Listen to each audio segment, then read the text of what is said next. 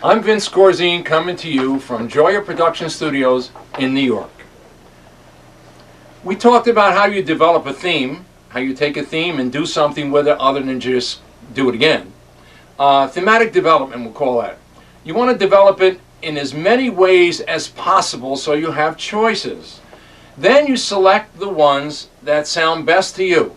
Now I took the theme for Supernova and I developed it 17 different ways. Now I'm not obviously going to use all 17. I may use none of them or one of them or some of them or part of them. But at least I have the option. It's like a painter looks at all the colors and says, what color do I want to use? Well, I'm going to look at all the ways of developing the theme to see how I can use it. Let's listen to the first cut, which is the main theme revised, an interversion, and notice that measures 2 and 3 are the same rhythm.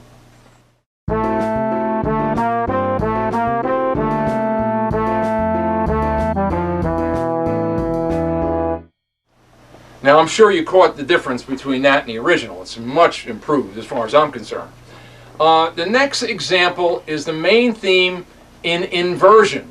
What goes up now comes down and vice versa, and it sounds like a new tonality.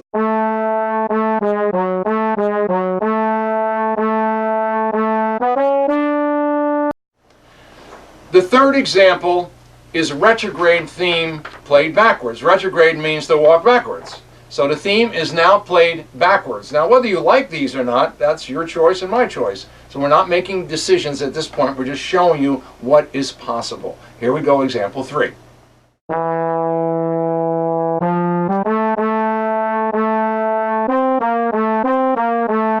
Example 4 is both retrograde and inversion. Remember we did inversion before in retrograde. It's inverted and played backwards. Sounds tricky, but listen to it.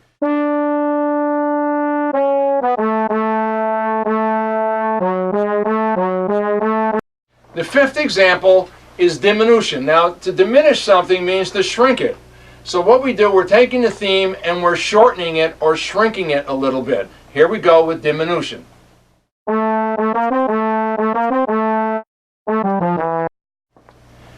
The sixth example is the main theme that we did for Supernova, transposed up a minor third, which gives a new sound to it, a new tonality to it. It's like a change of scenery.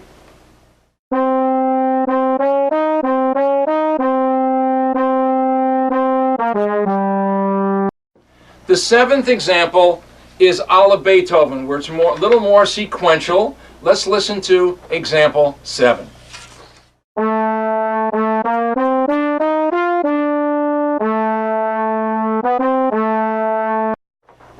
Example 8 is called fragmentation, where you omit certain notes and you take others in place of other notes that you like. So you're fragmenting it just a little bit. Let's listen to fragmentation.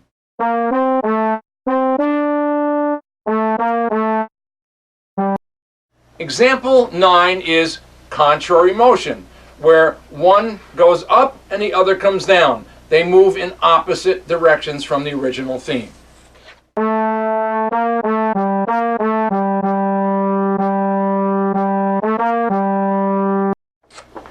Example 10 is called truncation or skeletal approach. This is what Thelonious Monk does with a lot of his melodies that he writes. He writes very skeletal, very brief kind of conjunct things that don't really expand much. So this would be example 10, truncation.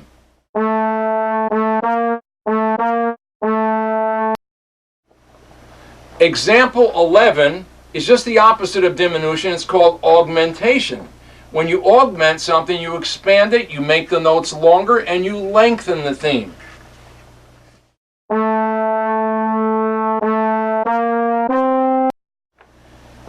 Example 12 is change of interval.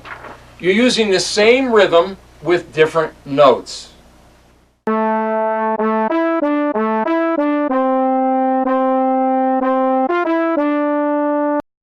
Example 13 is adding notes to the original theme for more interest.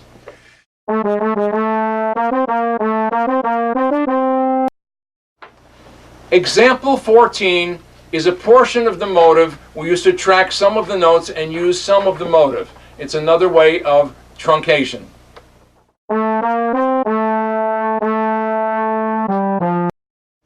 Example 15 is taking the last part of the theme and extending it.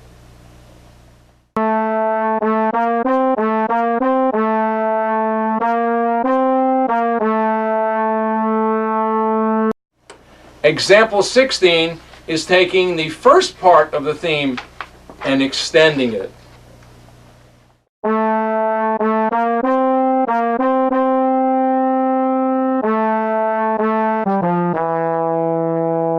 The last one, number 17, is a change of mode. Now originally the theme is in A minor or C minor, whatever you want to have it in, and now we're changing it from minor to major, so it's going to have a completely different sound.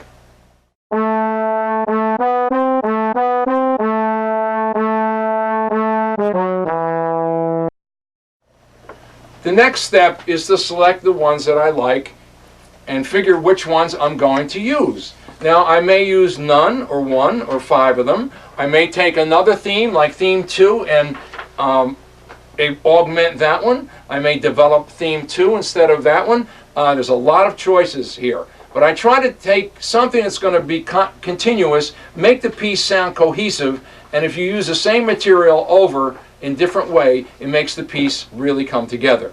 Now, compositional technique to use. The 3 things that I really are thinking about now is I want asymmetrical phrases. I want phrases that are not always 4 measures long and that overlap. I want overlapping lines, pedal points. Pedal points are eternal gold because you can build something and have something float on the top and it doesn't sound quite so dissonant.